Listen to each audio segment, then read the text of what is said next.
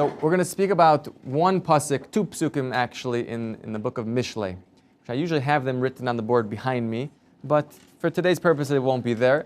The two psukim are quite interesting psukim actually. The book of Proverbs is Mishlei. King Solomon wrote, Shlomo HaMelech, and one verse starts off by saying, Arba heim ketane aretz, there are four amongst the small creatures of the earth, Vehema chachamim mechukamim, who are wise, having been made wise by the Creator. Okay, this is the first verse. I'll explain that briefly in a moment.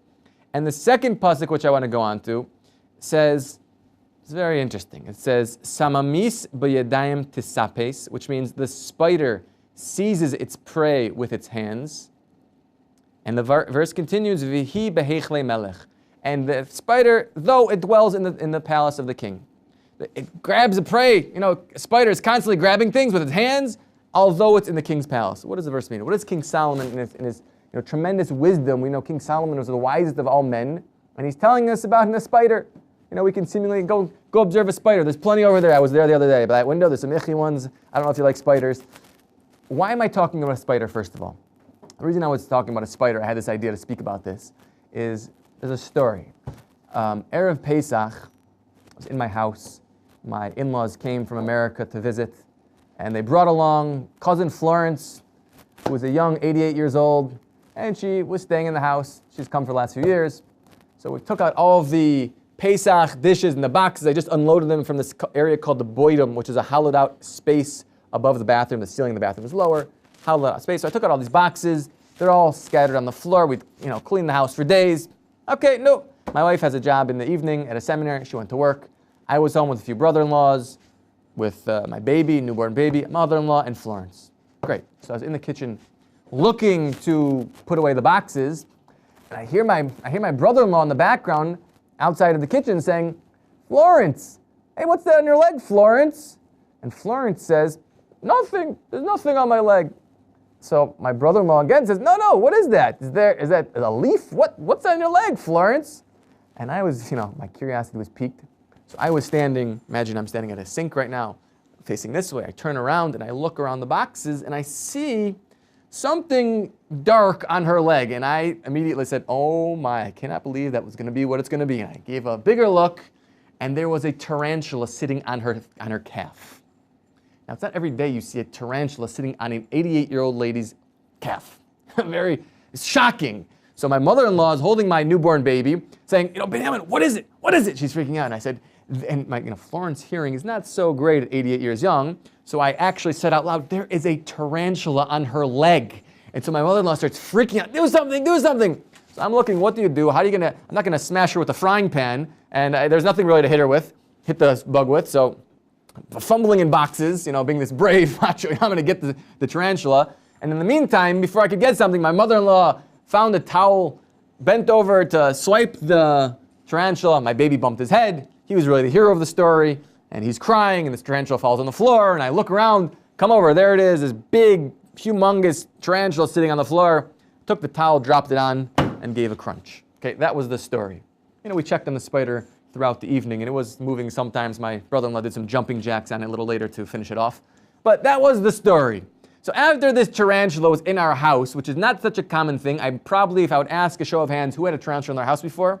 Nobody. Who's seen one on an 88-year-old lady's leg? Nobody. Okay, so it doesn't happen so often. So I was thinking, what is Hashem talking to me? What is he trying to tell me? What's the message he wants us to learn? Things don't just happen happenstance. Everything HaKadosh Baruch Hu does for a reason. So if he does it for a reason, if he brought a tarantula in our house, Erev Pesach, and put it on her leg, what does he want from me? So it got me thinking, and I looked, and there's actually, like we see these verses, and there's a few other places where it's mentioned a spider in the verses of the writings of the Tanakh.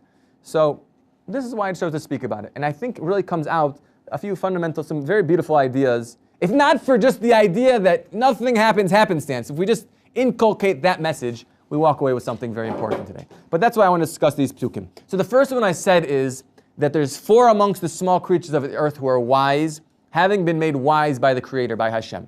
Now, King Solomon mentions four different types of animals, bugs, different things, and amongst one is the spider. So a few of the Mefarshim explain, what is he telling us here? What's the simple idea? So he says the traits of wisdom, this is the Metzudos, one of the commentaries in Tanakh. He says all of these small creatures possess something that's not actually necessary for their survival. A spider doesn't need certain wisdom that it has. I forgot the other animals, what he's talking about, what they need. Hashem gave them something special. What is it for? Hashem instilled in them this wisdom in that we should learn from them.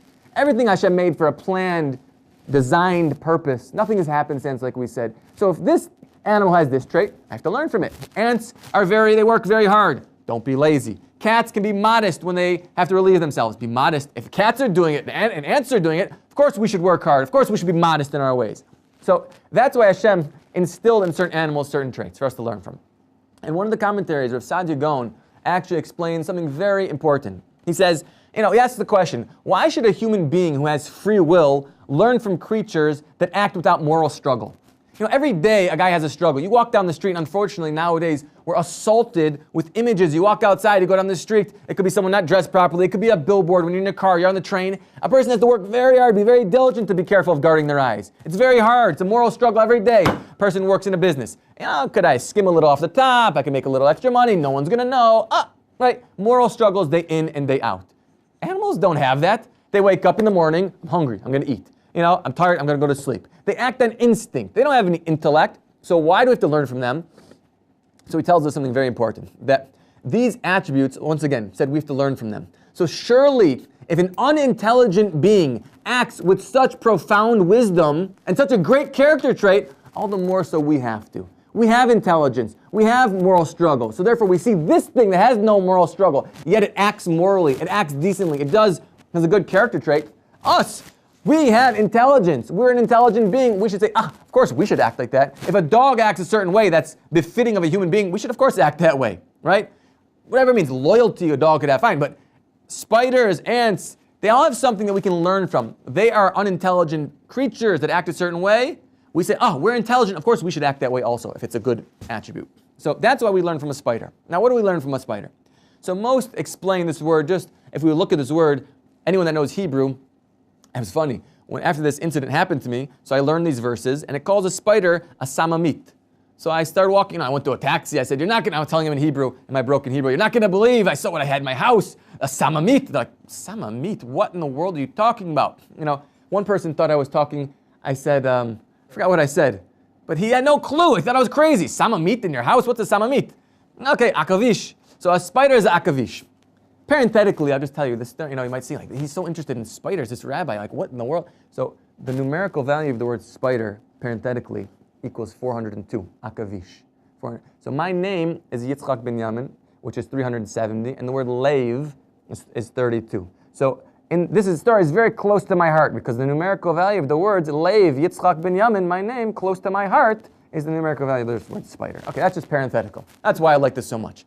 Anyway, that aside, the commentators explain samamit is a spider. Although some actually say it's a lizard, it could be some other thing, a monkey even some say. Okay, but the most general definition is a spider, like we've said. Now Rashi explains, what does it mean he's catching his prey with his hands? So simply, anyone here, how does a spider catch his prey? Spinning a web, and he's using his hands, he's taking the silk and he's spitting it with his mouth, and however it does it, I don't know exactly, but he uses his hands to spin the web in a beautiful design. That's what it means he's going to catch his prey with his hands. That's the simple explanation. And the others say that through the mechanism of spinning, obviously the bugs are going to get caught. Okay, so that's its work. It's going to trap with his hands. Furthermore, we get a little interesting. Why does King Solomon emphasize that it's found in the king's palace? If you go to a dungeon also, spiders are there. You go to a machsan, it's there. You go in your house, it's there. Why the king's palace? What is he trying to teach us? So the commentators say, one of them is the Ralbag and Tanakh. He tells us that the person has to learn from here that, if you go into a king's palace, what do you expect to find on the table? Beautiful, lavish, you got steak, you got filet mignon, if that's not kosher probably, I don't know if it's kosher. Nowadays they say they can get that, certain people eat that hechsher, I don't. Okay, so that cut of meat, great. Some people say it's the best, you can get that one. Or you can get whatever you want. In the king's palace, you got all the delicacies in the world over there. And yet we find the spider, he's spinning his web, and he's catching some flies, he's catching some bugs, and he's doing his dirty work over there. What is that? Of course, we wouldn't expect a spider to sit down on the table and eat a steak.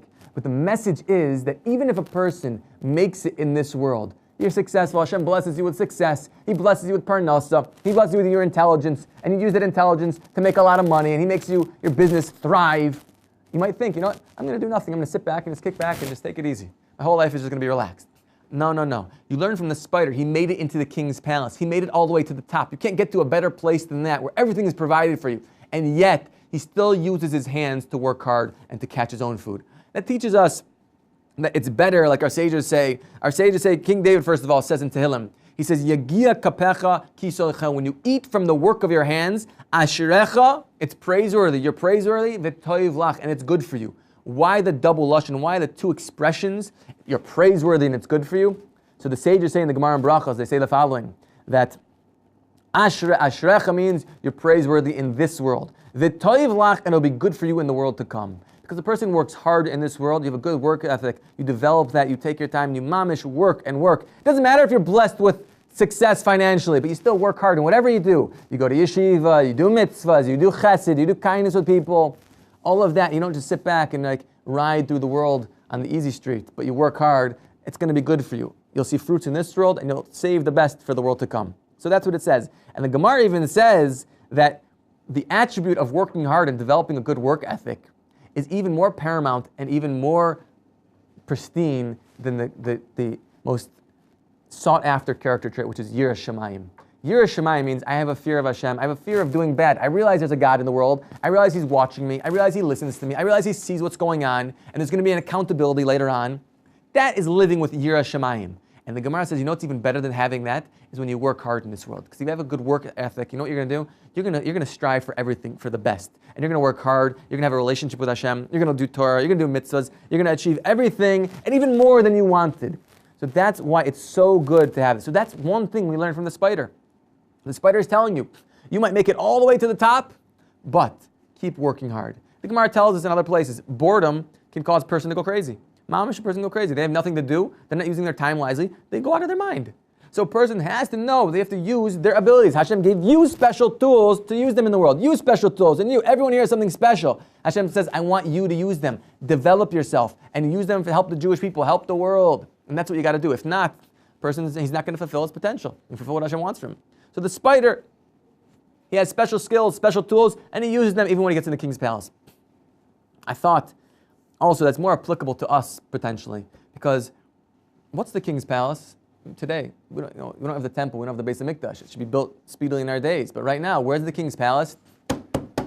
Number one is the yeshiva. King's palace, you're doing the king's work, you're in his palace. But Eretz Yisrael, you're in the land of Israel. Hashem brought you all the way from America, He brought you from wherever you are in the world, Canada, who knows where, the four corners of the earth, and He brings you here, you're in the king's palace.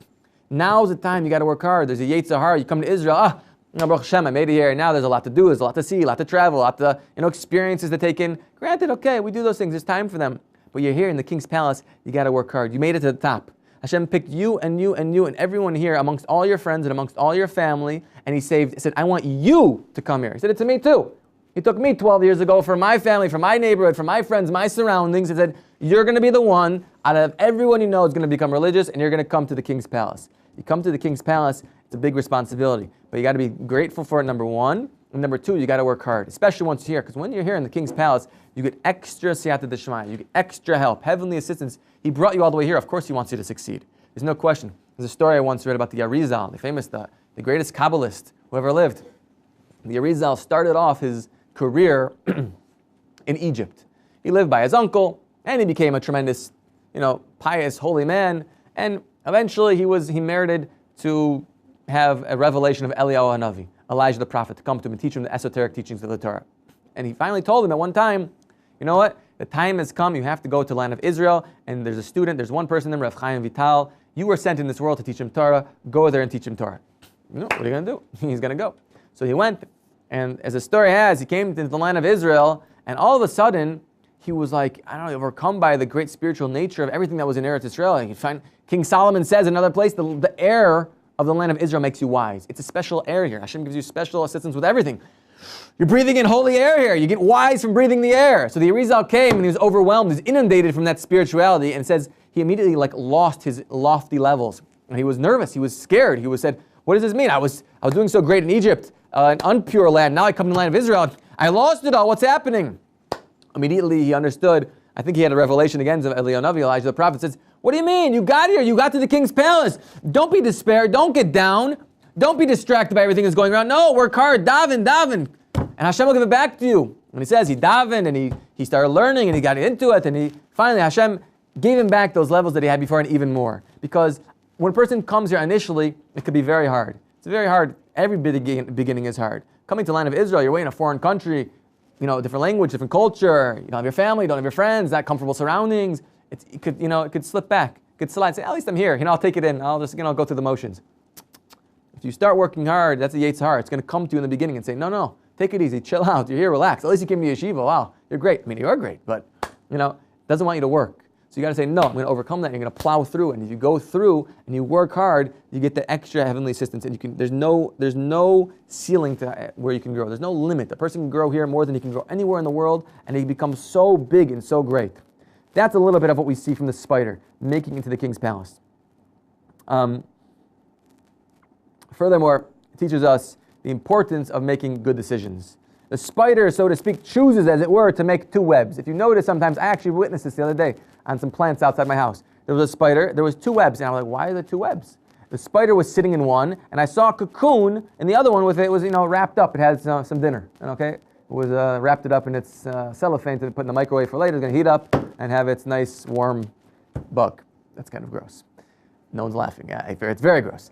Anyway, there we go. But anyway, it has two webs, as it were. Why? Because it made a choice that it wants to make one to live in and make one to keep its food in. So too, person has to realize he has to make good decisions in life. See a spider choosing, as it were, to do this. So you have to know, who should I dwell amongst? Who should I hang out with? And where should I not go with? You have a lot of choices. This is a good crowd. Maybe this is not a good crowd. Maybe this is a place I should go to. Maybe this is not. Is this dangerous? Am I worried I'm going to see things I shouldn't see over here, hear things I shouldn't hear, be around behavior I don't want to be around that behavior? Or am I going to go to that type of place? Every person has to make that decision on their own. But a spider, he makes his decisions also. One is more conducive for living. One is more conducive for his mealtime. So too, we have to make decisions also and make informed and wise decisions. Another explanation is that we can see also from the history of the Jewish people that a spider is not liked so much. You see a spider, get that away from me. You want to drive it out of the house, you want to stamp on it, whatever. It's not liked. And even so, a spider he can make it into the king's palace. He can get into the best place in the world. So we say it's analogous to actually Jewish people over the centuries. You find Jews over the centuries were not liked. Historically, even nowadays we can see it unfortunately, but yet Jews still make it to very positions of high prominence. Where can we see into the king's palace specifically? The prophet Daniel. Daniel was in Bavel, in Babylon, and he made it into the palace of Nebuchadnezzar. He was like the right-hand man. He was in charge over there. He wanted his assistants. Mordechai HaTzadik, in the story of Esther, right? Achashverosh was a king who became second in command. Mordechai, he was mamish in the king's palace, even though they hated the Jews. Where can we see in the Chumash? Open up a parallel story to Mordechai. This is really the source of it. Is Yosef HaTzadik. Yosef is in Egypt. He comes down. They throw him in jail. They say, this Jew, he's a slave, he's this or that. Who needs him? They put him in jail. He's disparaged. Yet, remember what happens? They appreciate his wisdom. They appreciate his tremendous insight. And he has a connection with the Kadosh Baruch Hu, with Hashem. Take him out right into the king's palace, whisked away, second in command in Egypt. So we see that the spider is not liked, the Jew is not liked. But we share commons that we can get to the very high places. So you don't have to worry about what the world tells you and worry about the Yetzer Hara that's telling you certain things, negative things. You can become second in command to the king. You can become way up there. That's what we hear from the spider. The noble deeds and the wisdom of the Jew can get him to high places. There's another actually interesting idea that's actually brought down lahalacha. It's brought down in the Mishnah Berurah. It talks about such a thing. I noticed this myself, Baruch Hashem, and I saw that someone gave an explanation. That if you look at the words, I'll say them slowly, and concentrate on the first letters of the words I'm going to say. Samamit, which is a shin, but just pronounced with a sin. So you have samamit, shin, is the first letter. Biyadayim, with its hands, beis.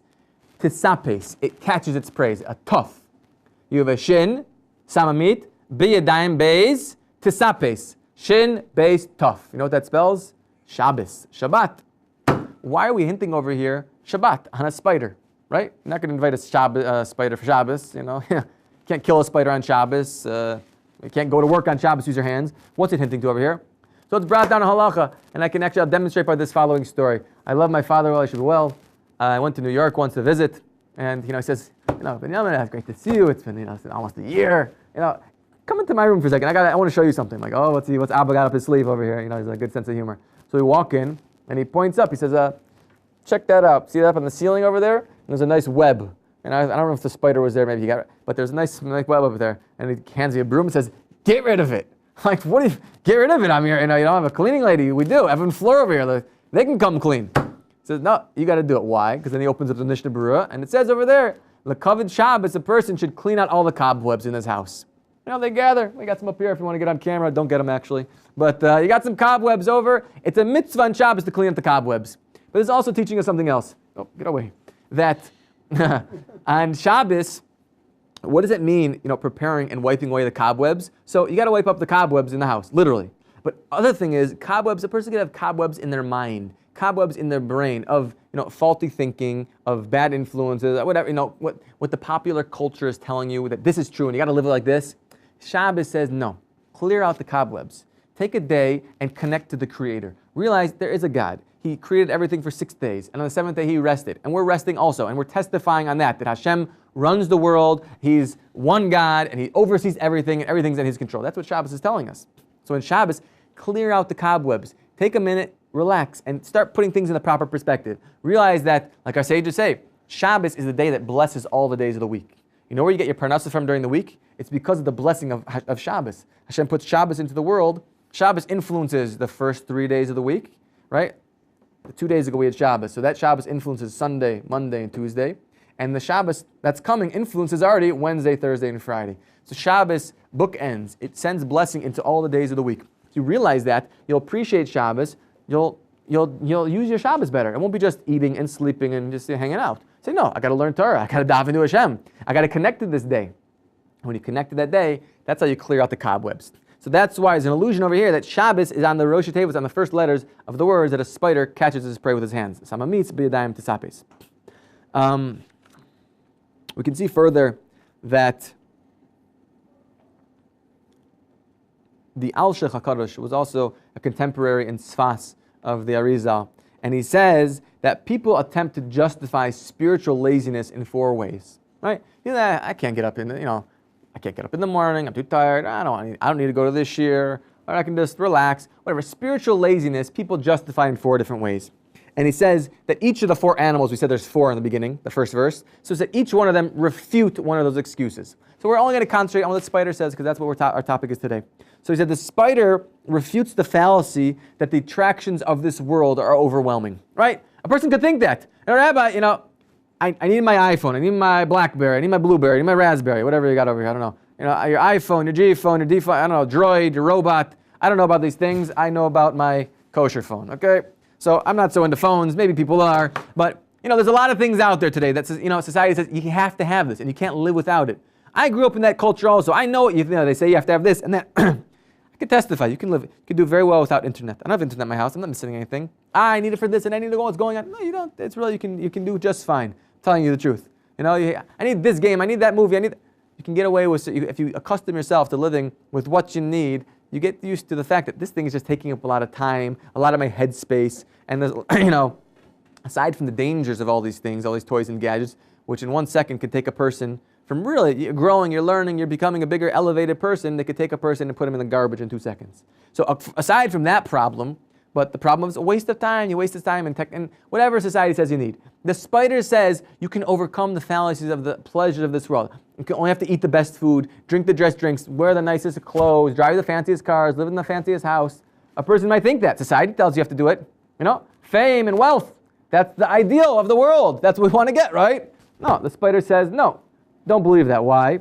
Like we said before, the spider, oftentimes, he crawls into a hole. He crawls into a dark spot and covers himself up. He puts up a web and he blocks himself off from the world. And he says, I can live in here, I'll sustain myself. Not that I'm telling you to be a hermit, I'm telling you to block yourself off from the world. But the spider's just demonstrating that the point is, he lives and he's very comfortable and he has everything he needs and he's not so interactive with a lot of the stuff out there, the extras out there. So to a person, anyone wants to talk privately, I can tell you also, you can deal with a lot of the things you don't need. It takes time, it takes a lot of thinking and a lot of introspection and contemplation to get there. I'm not suggesting anyone do anything drastic. If you walk out of this class and say, Rabbi, that's it. I'm being a hermit tomorrow, we got problems. Okay, that's not my message. But the point is, there's a lot of things out there we don't need. And it just takes a little bit of intellectual thinking, and you can really decide what you need and what you don't need, what you can deal without. Okay, so the spider refutes that, because he puts himself in that, once again, in that holy, like a person can put himself in a closed off, in a holy environment, and he can turn his eyes away from all the deceitful attractions of the world. Okay, that's what the commentaries say on this. Another message the spider says is that a person might think they would be better off had they not been created. A person is saying, there's so many dangers.